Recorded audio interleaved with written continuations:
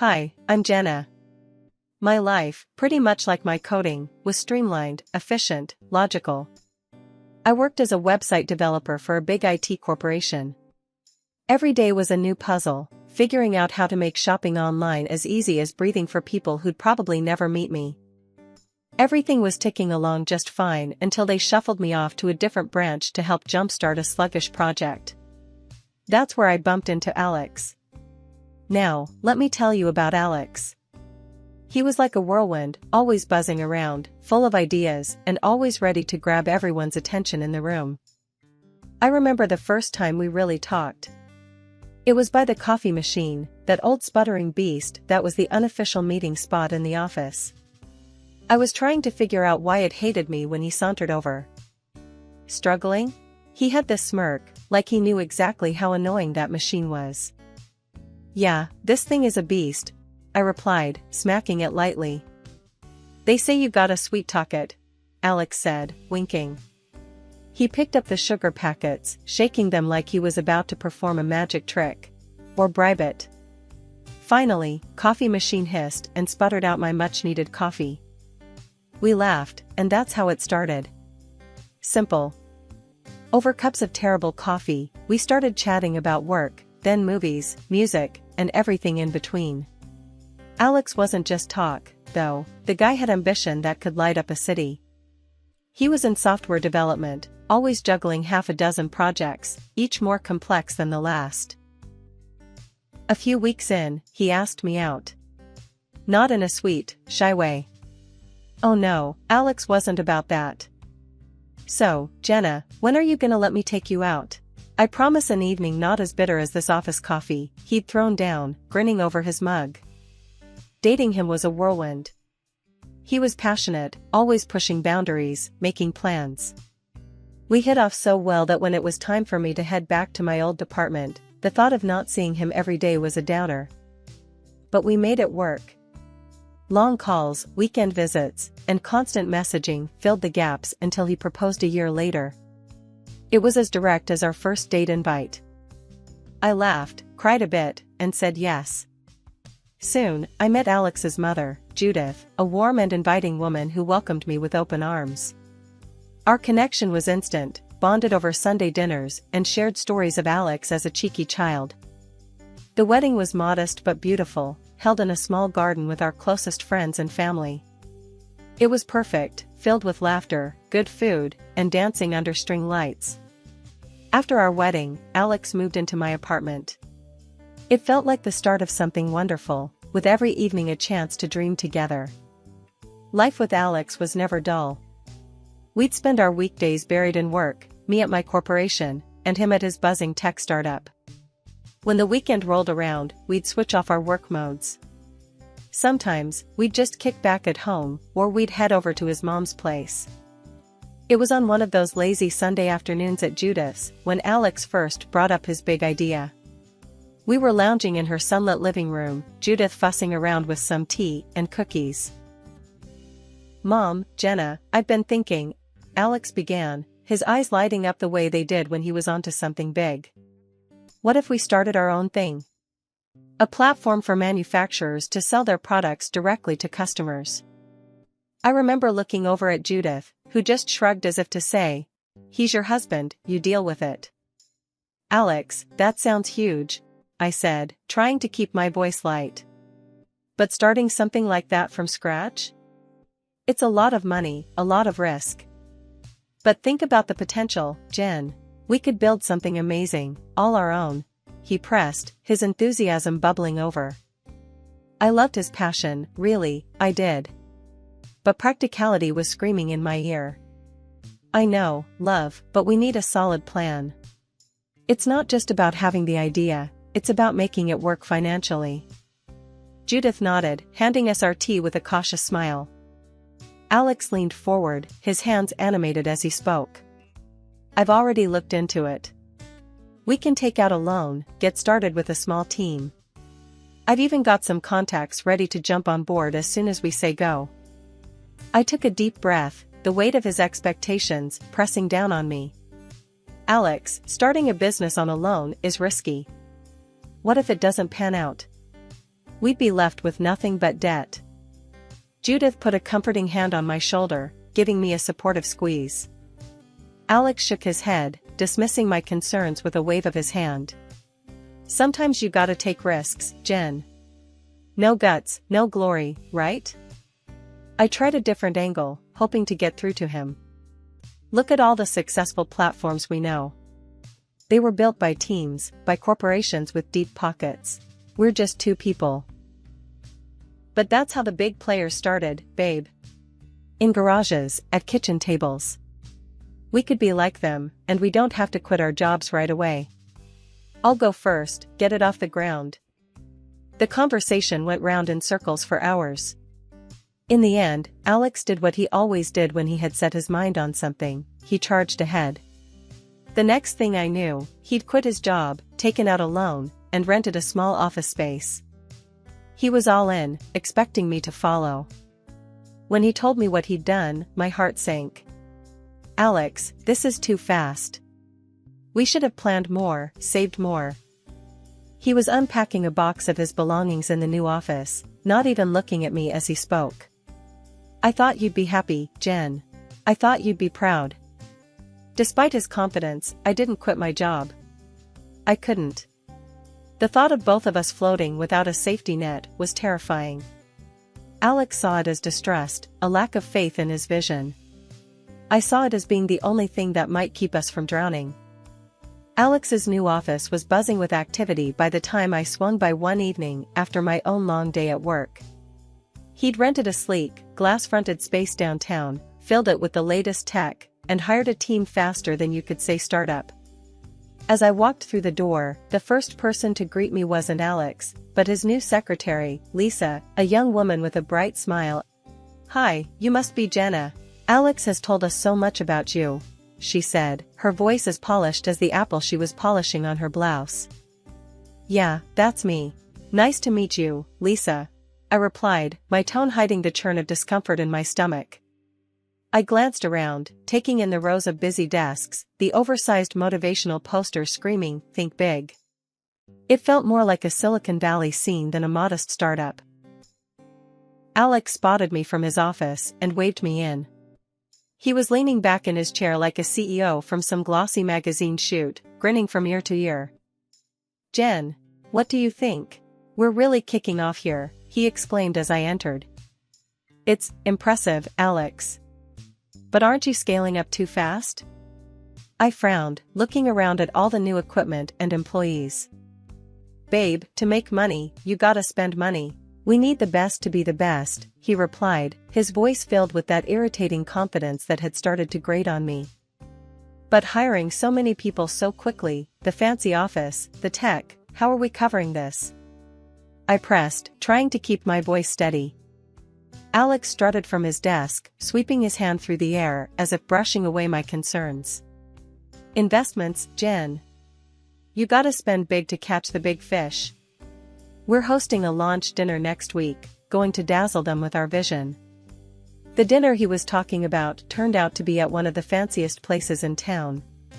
He'd even had glossy business cards made up, heavy and embossed with gold detailing, which he handed out to anyone who looked remotely interested in his pitch. Watching him work the room was like watching a play, every gesture calculated, every smile timed to perfection. As the evening wound down, I pulled him aside, my worry turning into frustration. "Alex, this isn't sustainable. We should be careful with expenses until we actually start earning." Alex's face hardened, his smile slipping away. "Jen, you really need to start seeing the bigger picture. This is how the successful do it. You think rich, you live rich, you become rich. That's the mindset we need. But real success doesn't just come from acting the part," I argued, feeling my temper rise. He laughed, a short, humorless sound. "And what would you know about that? No offense, Jen, but I'm making something great here. Maybe try supporting me instead of dragging me down, huh?" That stung. More than I expected. I backed off, swallowing the lump in my throat. "Okay, Alex. Okay." From that night on, I stopped pushing back. I just helped out where I could, taking on tasks for the business in the evenings after my day job. It was clear that Alex didn't just want to create something lasting, he wanted the lifestyle, the status. A year into this grand venture of Alex's, the cracks in his ambitious facade had widened into gaping holes. The once bustling office was quieter now, the energy dimmed. Only a couple of tech specialists and Lisa, the secretary, were left. The rest had been let go one by one as the money drained like sand through fingers. I came home one evening to find Alex pacing in the living room, his face drawn, eyes flicking up to meet mine with a mix of defiance and desperation. "Jen, we need to pump more money into the business. It's just a tough phase, it'll pass." He started off before I could even set down my keys. I sighed, dropping my bag onto the couch. "Alex, we've been at this tough phase for over a year. How much more can we afford to lose? Maybe it's time to think about winding down." He rounded on me, his voice sharp and loud. "Quit? You just don't get it, do you? You're too comfortable being a slave to your paycheck, too scared to really live free." His words stung, slashing through the tense air between us. "A slave? Really, Alex? Is that what you think of me? Someone trying to keep us afloat while you play billionaire on borrowed dimes?" I shot back, anger flaring. He didn't respond, just stormed out of the room, the slam of the door echoing like a gunshot. 6 months later, things hadn't improved. They'd gotten worse. One afternoon, I came home to find the driveway empty. He'd sold our family car, our only car, to fund another desperate attempt to save his sinking ship. He greeted me at the door with a sheepish look, almost like he knew he'd crossed a line. "Jen, I had to. We needed the cash. I'll get it back, I promise," he said quickly, as if rushing to fill the silence before I could react. I just shook my head, too tired to argue anymore. "Alex, where does it end? You sold our car without even talking to me about it. What's next?" He shrugged, a hollow, defeated gesture. "Whatever it takes." From then on, I pulled double duty. My paycheck covered our rent, the groceries, and every little expense in between while Alex's dreams sucked up everything else. Every night, I'd lie awake, the weight of our world on my shoulders, listening to the silence of the apartment. It was like living with a ghost, a shadow of the man I married. It was a sunny Tuesday morning when my phone rang. Glancing at the caller ID, I saw it was Judith, Alex's mom. The tremor in her voice when I answered set my heart racing. "Jenna, darling, I hate to bother you, but I've got these people here, these creditors, and they're talking about taking the house. They say Alex put it up as collateral." "What's going on?" I froze, the phone nearly slipping from my grasp. "What? No, that can't be right, Judith. Let me handle this. I'll call you back soon." I hung up, my mind spinning. Alex had promised no more risks after the car incident. I waited all day for him to come home, rehearsing what I would say, how I would stay calm. But when he walked through the door, looking tired and disheveled, all my plans fell apart. "Alex, did you mortgage your mom's house for a loan?" I blurted out, unable to contain my anxiety. He tossed his keys on the table, avoiding my gaze. "Yeah, I did. We needed the cash flow to keep the business alive. It's going to pay off, Jen, you'll see." "How could you gamble with your mom's home?" I exclaimed, feeling my temper rise as my voice cracked with emotion. "It's not a big deal, Jen. This is how business works. You invest big, you win big. We're on the brink of something huge here," he argued, his voice firm, almost rehearsed. "But what about your mom? Where is she supposed to go?" My words were sharp, cutting through the air between us.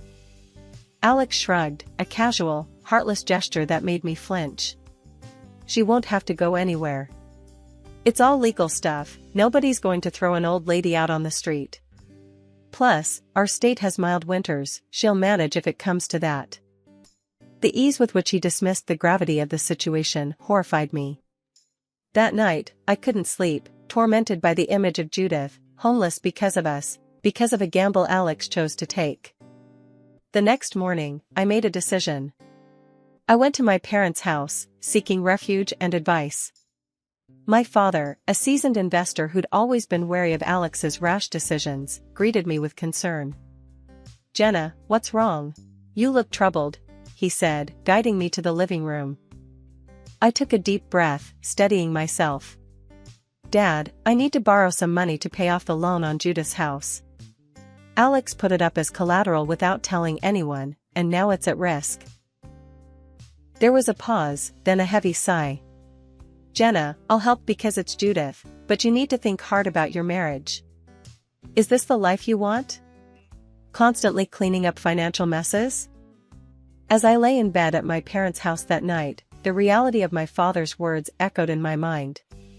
Alex had crossed a line, involving his own mother in his reckless schemes, showing a side of him I could hardly recognize. 3 days later, I returned home, my mind a chaotic mix of relief and unresolved tension. However, as I tried my key in the lock, it wouldn't turn. Confused and frustrated, I jiggled the key harder, thinking the lock was jammed. Nothing worked. With a sinking feeling, I dialed Alex's number, but it went straight to voicemail. With nowhere else to go, I headed to Judith's house, hoping to at least bring her some good news. I arrived at Judith's to find her pruning her rose bushes, the sun setting softly behind her. "Jenna, what a surprise, dear. Everything okay?" she called out, wiping her hands on her apron. "Hi, Judith. I have some news. My dad agreed to help with the loan. You won't lose the house," I said, managing a small smile. Her eyes welled up as she hurried over and enveloped me in a warm hug, her relief palpable. "Oh, Jenna, thank you. I don't know what I'd do without you. You're an angel." We were just stepping inside when the doorbell rang. Judith answered it, and there stood Alex, with Lisa clinging to his arm, smiling triumphantly. My heart froze. "Alex? What are you doing here?" I stammered, confusion and dread mingling in my chest. Alex's smile didn't reach his eyes. "Jenna, I see you've been busy. Unlike you, Lisa here supports me. In fact, she believes in me so much that we're together now. And oh, I filed for divorce. You're holding me back." Judith gasped, her hand flying to her mouth. "Alex, what?" "And there's more," Alex continued, pulling out some papers from his jacket. "I sold your apartment. Needed the money for the business. We'll be living here with Mom. You should find somewhere else to stay." The papers felt heavy in my hand. Divorce papers. Sale documents. My life, reduced to a few sheets of cold, legal prose. "You sold our home? How could you?" I whispered, my voice breaking. Lisa sneered, clinging tighter to Alex. "Because we're going places, Jenna. And you're just dead weight." Judith's face reddened with anger. She grabbed a nearby kitchen towel and attacked Alex and Lisa with it. "Get out. I'm ashamed of you, Alex. How dare you treat Jenna like this?" Alex and Lisa were screaming as they dodged Judith and the towel, and I was looking at this surreal scene with mixed feelings. As Judith was out of breath and stopped, Alex straightened his clothes and turned to a tearful Lisa with a wry grin. "Let's go. We don't need this." Before he could leave, Judith turned to me, her eyes fierce with resolve. "Jenna, dear, I'm signing this house over to you. You saved it. It's yours." Alex stopped in his tracks, his face a mask of disbelief. "Mom, you can't." "I can, and I will. Now get out. Take your friend and leave my house." The door slammed behind them, leaving a stunned silence. Judith turned to me, her expression softening. "Stay here, Jenna. As long as you need." After the betrayal and upheaval of the last few days, I was emotionally drained but determined to set things right. Following my father's advice, I met with a lawyer he recommended, a sharp, no-nonsense woman named Ms. Thompson. Over coffee in her stark, uncluttered office, we laid out the details of my case against Alex. "So, he sold the apartment without your consent?" Ms. Thompson asked, her pen poised over her notepad. "Yes, and probably forged my signature to do it," I replied, feeling a mix of anger and disbelief as I handed her the fraudulent documents. Ms. Thompson's eyes narrowed. "We'll take this to court. I'll file for the immediate reversal of the sale and push for a fraud charge." The legal wheels turned faster than I expected. In court, Alex's facade of competence crumbled under the weight of evidence. When confronted with the forgery, he had no defense. "Your Honor, I was just trying to save my business," Alex stammered, avoiding my gaze. The judge was unmoved. "You committed fraud, Mr. Carter. This court sentences you to probation and prohibits you from holding any senior management position in any company. Let this be a lesson in responsibility." Meanwhile, Judith, with Ms. Thompson's help, proved that Alex had taken the loan against her house without her knowledge or consent.